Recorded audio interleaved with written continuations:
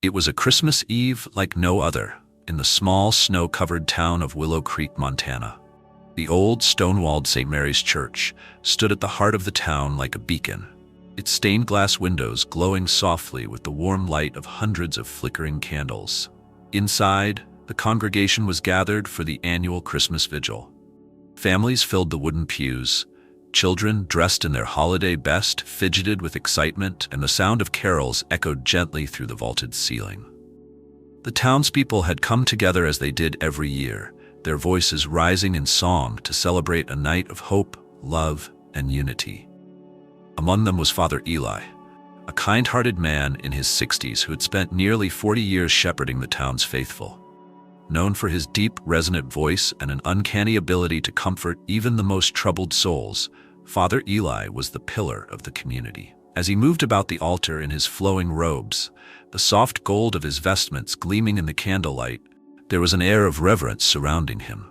But beneath the surface of the evening's peaceful exterior, a quiet tension lingered, a heaviness that even Father Eli could not ignore. Just outside the church, the first hints of a storm began to brew. Snow fell heavier now, swirling against the stained glass windows and coating the streets in a thick blanket of white. But the weather was the least of their worries.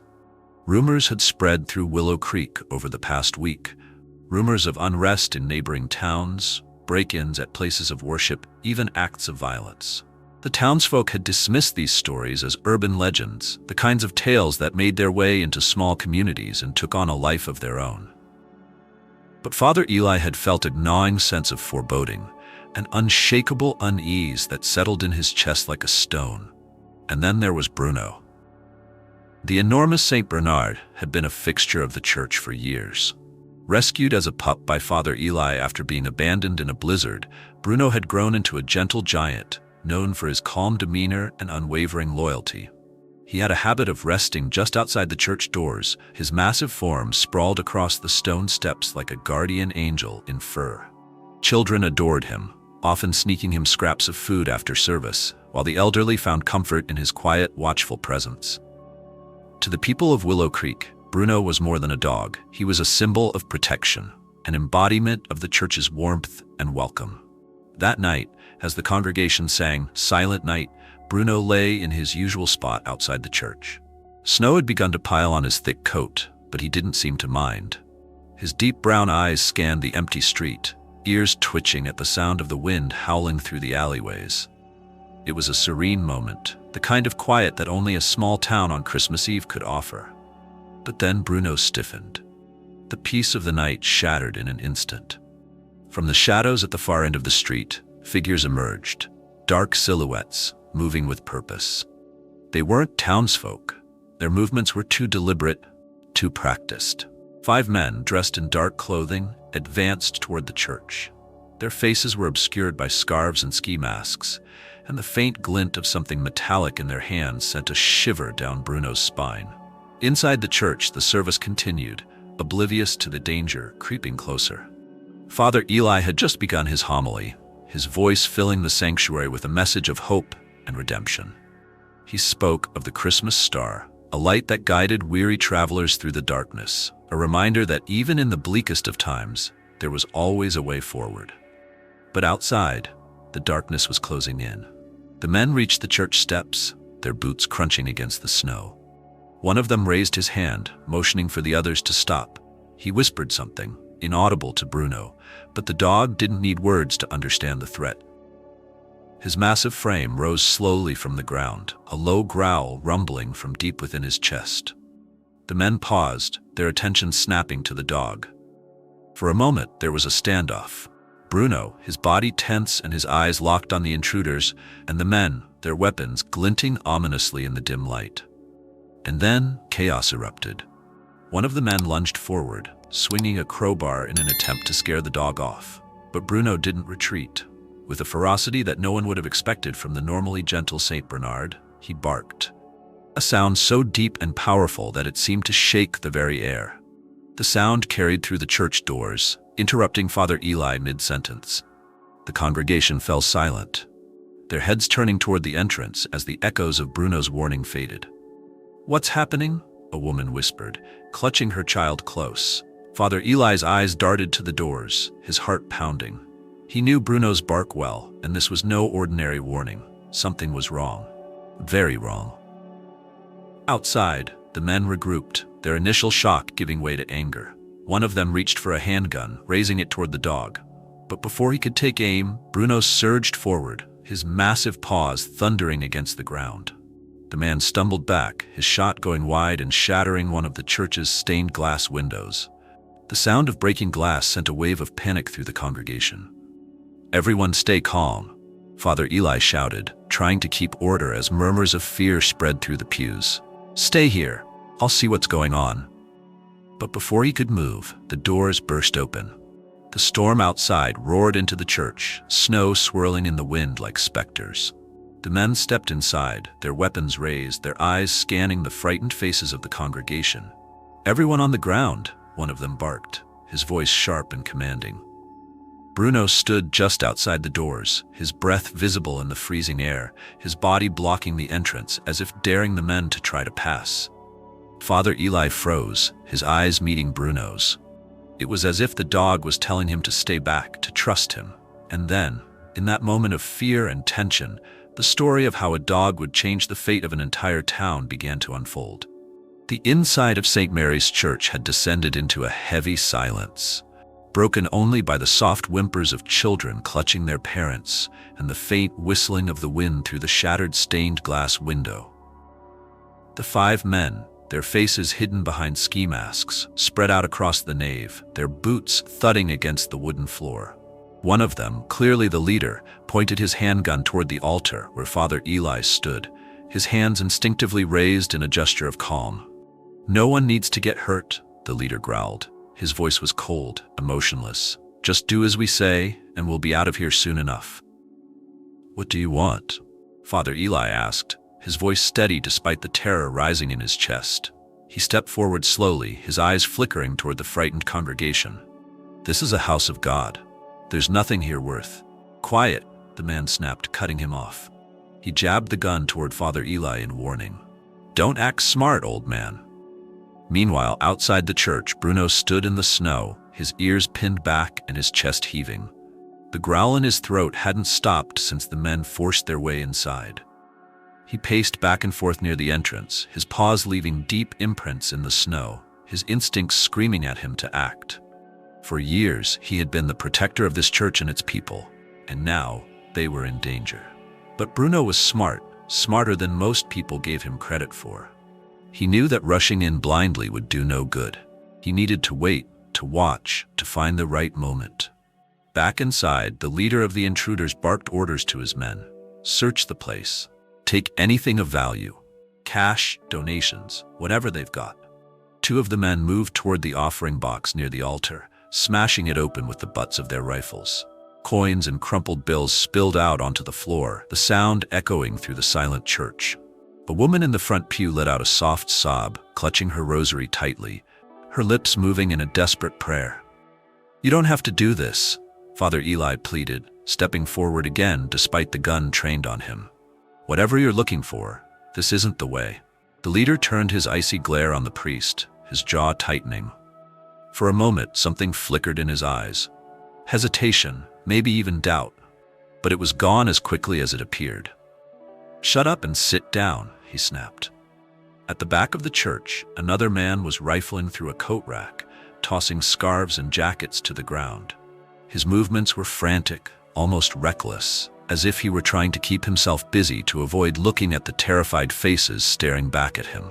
It was clear that not all of the men were as hardened as their leader, but whatever moral lines they might have once drawn had long since been crossed. Bruno, still outside, crept closer to the church doors. His massive frame moved with surprising stealth, his paws barely making a sound as they pressed into the snow. The men inside hadn't closed the doors fully in their haste, and Bruno's sharp eyes caught every detail through the narrow crack. He could see Father Eli, his hands raised in a calming gesture, trying to shield his congregation from harm. He could see the men moving about, their weapons glinting in the candlelight, and then his gaze locked onto the leader, the man with the gun. Bruno's lips curled back, revealing sharp teeth, as a low growl escaped him. but he didn't move. Not yet. Inside, the tension was suffocating. The congregation huddled together, their fear palpable. Some prayed silently, others held their loved ones close, their hearts pounding with the terrible uncertainty of what would happen next. One little girl, no older than 5, clung to her father's leg, her tear-streaked face buried in his coat. She whispered something, a question perhaps, but her father could only shake his head, unable to offer any reassurance. Father Eli, sensing the rising panic, knew he had to act. He couldn't let this night of joy and hope be tainted by violence. Summoning every ounce of courage he had, he took a step closer to the leader. "Please," he said, his voice firm but gentle. "It's Christmas Eve. These people are here to celebrate peace, to find solace in the spirit of this night. I know you've lost your way, but it's not too late to—" "I said, shut up," the man roared, raising his gun higher. The tension in the room reached a breaking point as gasps rippled through the congregation. A young boy in the second pew began to cry, his mother pulling him close and covering his ears. Bruno couldn't wait any longer. With a sudden burst of movement, the Saint Bernard charged through the half-open doors, his massive body slamming them wide open with a resounding bang. The wind and snow rushed in behind him, a whirlwind of icy air that seemed to carry the very force of nature itself. The intruders whipped around at the sound, their weapons instinctively raised. "What the?" one of the men shouted, but he didn't get to finish. Bruno barreled into the man closest to the entrance, his weight knocking the intruder off his feet and sending his rifle skidding across the floor. The man hit the ground hard, groaning in pain as Bruno turned his attention to the next threat. The congregation erupted in gasps and cries, their fear momentarily replaced by shock at the sight of the giant dog standing between them and their attackers. "Get that dog!" the leader shouted, his voice tinged with panic. He raised his gun, aiming it squarely at Bruno. Time seemed to slow. Father Eli's heart leapt into his throat as he realized what was about to happen. "No!" he shouted, his voice echoing through the church. But Bruno didn't hesitate. As the leader pulled the trigger, the dog lunged. The sound of the gunshot rang out, deafening in the enclosed space, but Bruno's movement had thrown off the man's aim. The bullet shattered another stained glass window, sending shards raining down onto the floor. Bruno's powerful jaws closed around the man's wrist, forcing him to drop the gun with a cry of pain. The other men scrambled, their bravado crumbling in the face of the dog's relentless attack. One of them tried to grab a knife from his belt, but Bruno was faster, his sheer size and strength overpowering them. His growls were like thunder, his presence an unstoppable force of nature. In the chaos, Father Eli saw his chance. "Everyone get out," he shouted, waving the congregation toward the side doors. "Go now." The townspeople didn't need to be told twice. Parents scooped up their children, elderly couples helped each other to their feet, and the congregation began to pour out of the church, their fear replaced by a glimmer of hope. As the last of the townsfolk escaped into the snow, Bruno stood his ground, his massive body blocking the intruders from giving chase. He growled, his eyes locked on the leader, who was clutching his injured wrist and backing away toward the altar. For the first time that night, the man's confidence faltered. And Bruno wasn't finished yet. The church had emptied, leaving behind an eerie quiet punctuated only by the harsh breathing of the intruders and the deep, guttural growls of Bruno. Snowflakes swirled through the broken windows, glittering like fragile stars in the dim candlelight. The Saint Bernard stood like an immovable fortress in the middle of the aisle, his massive frame casting a shadow that seemed to stretch across the whole room. The 4 remaining intruders, shaken and disoriented, backed away instinctively, their weapons trembling in their hands. The leader clutched his injured wrist, his face twisted in pain and frustration. He glared at Bruno, his lips curling in anger. "It's just a dog," he spat, though his voice betrayed a hint of uncertainty. He looked to his men, his desperation growing. "What are you waiting for? Take him down." One of the men, emboldened by the command, raised his rifle and took aim. But before he could pull the trigger, Bruno lunged again. The dog was faster than anyone could have anticipated, a blur of muscle and fury. He collided with the man, his massive paws knocking the rifle from his hands as they tumbled to the ground. Bruno's jaws snapped inches from the man's face, sending him scrambling backward in terror. The weapon skidded across the floor, coming to rest beneath a pew. "Forget this," another man shouted, panic overtaking him. He turned and bolted for the door, disappearing into the storm outside. "Coward!" the leader roared after him, but his fury was cut short as Bruno turned his attention back to him. The Saint Bernard took a step forward, his deep brown eyes burning with a fierce, unyielding determination. The leader's confidence wavered, and for the first time, true fear crept into his expression. "Stay back," he warned, his voice cracking. He fumbled for the handgun he had dropped earlier, but it was too late. Bruno let out another thunderous bark, a sound so powerful it seemed to shake the very walls of the church. The remaining two intruders froze, their instincts screaming at them to run. And run they did. The men scrambled toward the exit, tripping over each other in their haste to escape. Within moments, the church was left with only Bruno, Father Eli, and the leader, who was now on his knees near the altar, cradling his injured wrist. The gun lay forgotten on the floor a few feet away, but Bruno didn't take his eyes off the man. He moved closer, his growls low and menacing, his every step deliberate. "Bruno," Father Eli called softly, stepping forward from where he had been hiding behind a pew. His voice was calm, soothing, though his heart was still pounding in his chest. "That's enough, boy. It's over." Bruno hesitated, his ears flicking back at the sound of the priest's voice. For a moment, he remained still, his massive body coiled like a spring. Then, slowly, he stepped back, his growls fading into heavy breaths. His eyes stayed locked on the leader, a silent warning that any further aggression would not be tolerated. Father Eli approached cautiously, his hands outstretched in a gesture of peace. "You're hurt," he said gently, addressing the leader. "Let me help you." The man glared at him, his jaw tightening. "Why would you help me?" he spat, his voice laced with bitterness. "After everything we've done?" Father Eli knelt beside him, ignoring the venom in his words. He reached into his robes and pulled out a clean handkerchief, carefully wrapping it around the man's bleeding wrist. "Because it's Christmas," he said simply. "Because forgiveness is what this night is all about." The leader stared at him, his anger faltering. For a moment, he looked like a child caught in the act of doing something wrong, ashamed, lost, and deeply afraid. His gaze flickered to Bruno, who stood nearby, his watchful eyes never leaving the man. The dog's presence was both intimidating and oddly comforting, a reminder of the strength that could come from loyalty and love. "Why are you doing this?" the leader asked, his voice quieter now. "I don't deserve your kindness." Father Eli smiled gently. "Maybe not," he admitted. "But sometimes we're given grace not because we deserve it, but because we need it." The man's shoulders slumped, and for the first time his tough exterior cracked. Tears welled in his eyes, and he hung his head in defeat.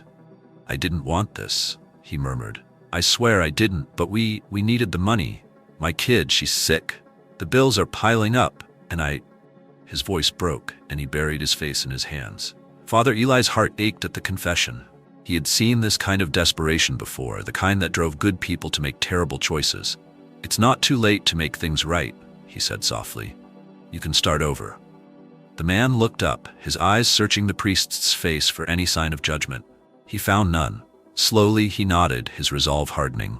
What do I do?"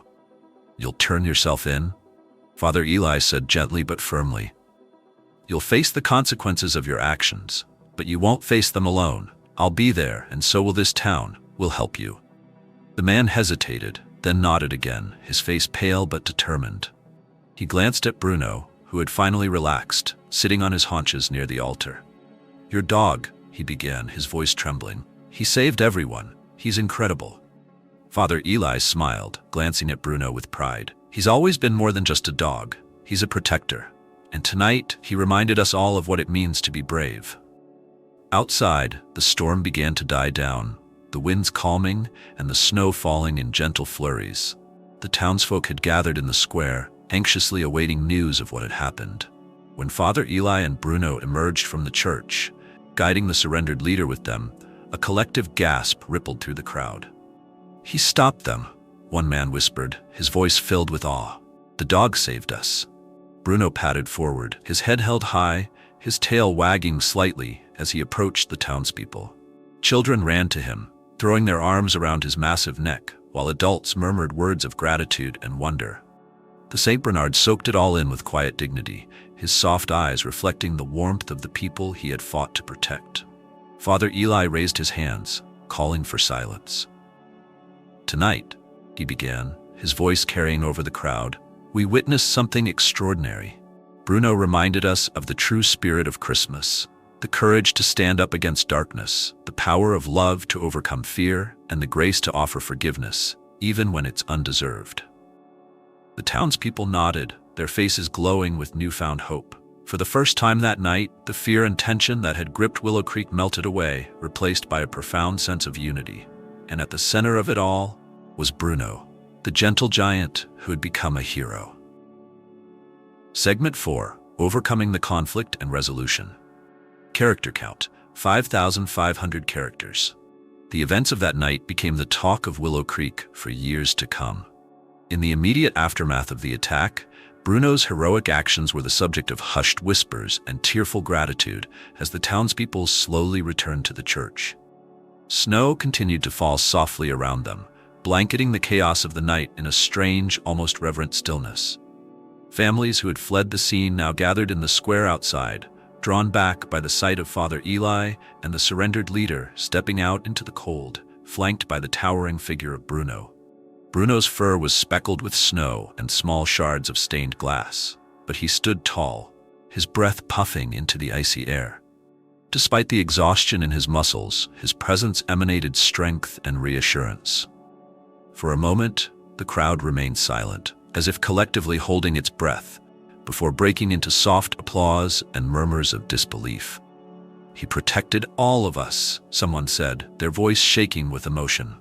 "That dog's a miracle," another whispered, tears brimming in their eyes. But for Bruno, there was no celebration, at least not yet. The St. Bernard remained by Father Eli's side, his deep eyes scanning the faces in the crowd for signs of danger. Even as the townsfolk approached with tentative steps, thanking him with gentle pats and tearful embraces, he seemed to sense that the night's work was not entirely done. Father Eli placed a hand on Bruno's massive head, his fingers sinking into the thick fur that had been his source of comfort so many times before. "It's all right, Bruno," he murmured. "You can rest now. You've done more than enough." But Bruno didn't rest, not until the authorities arrived.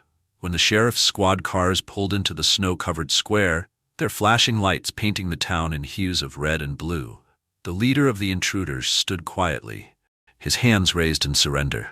The man's face was pale, his earlier bravado completely gone.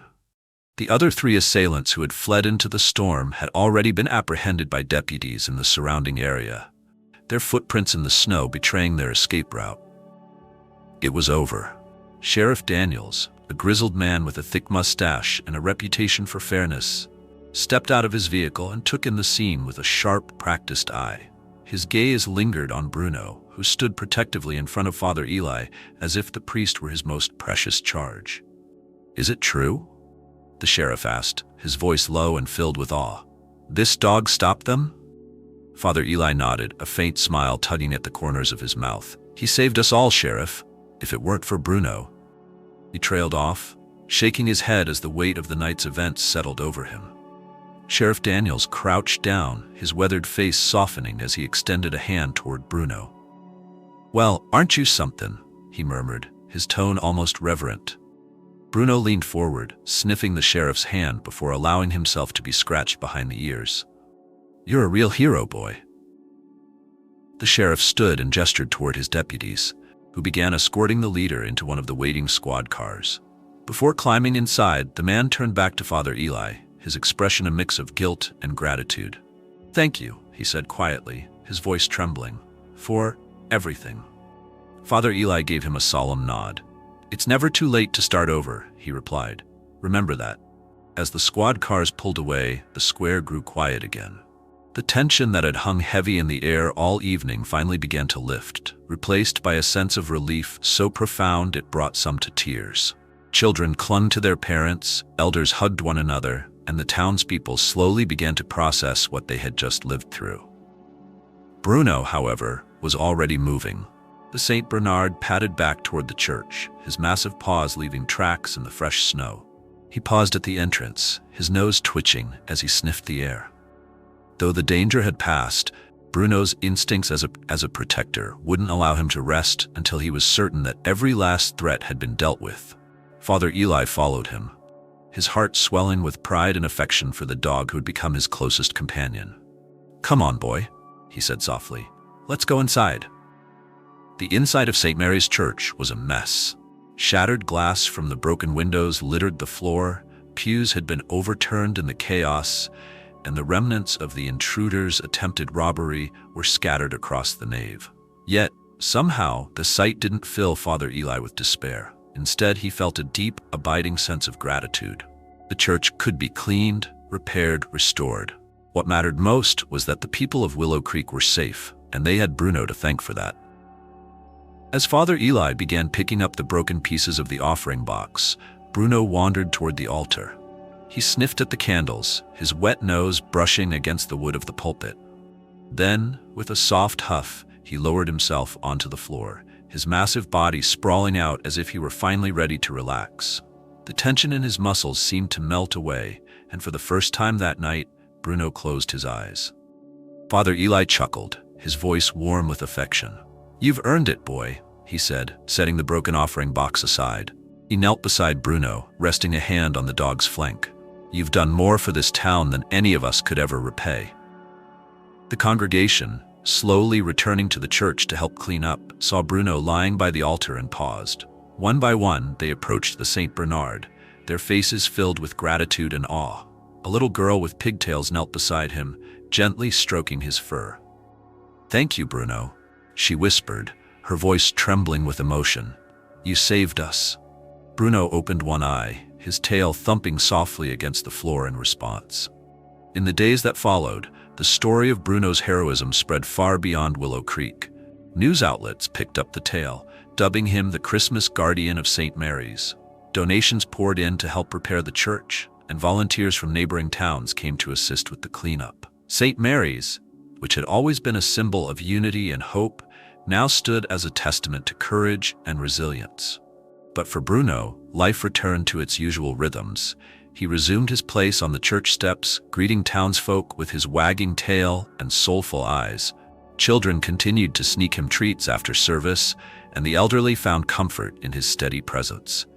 To Bruno, it didn't matter that the world now saw him as a hero. He had done what he had always been meant to do, protect the people he loved. Father Eli, too, found himself changed by the events of that night. His faith, already strong, had deepened, rooted now in the belief that even in the darkest moments, there was always light to be found, often in the most unexpected places. And so, as the town of Willow Creek celebrated Christmas in the weeks to come, they did so with a renewed sense of wonder and gratitude. At the heart of their celebrations was a simple truth: love, loyalty, and courage, embodied so perfectly by a certain St. Bernard, could overcome even the greatest of fears. And on the steps of St. Mary's, Bruno lay peacefully, his tail wagging softly as the first rays of dawn broke over the snow-covered town. Christmas morning in Willow Creek dawned with a golden light that touched every snow-covered rooftop and glittered off the icicles hanging from the eaves of St. Mary's Church.